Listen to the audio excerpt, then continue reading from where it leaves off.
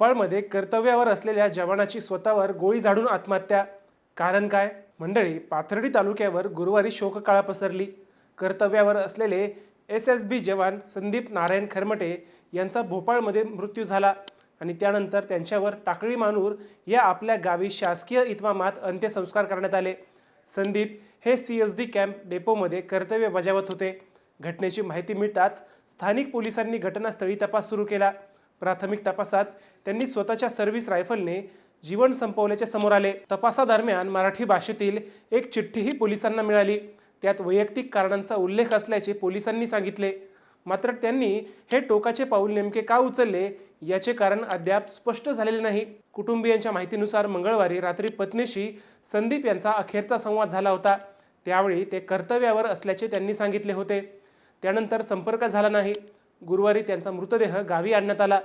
अंत्ययात्रेनंतर पोलिसांनी मानवंदना दिली आणि शासकीय इतमामात अंत्यसंस्कार करण्यात आले.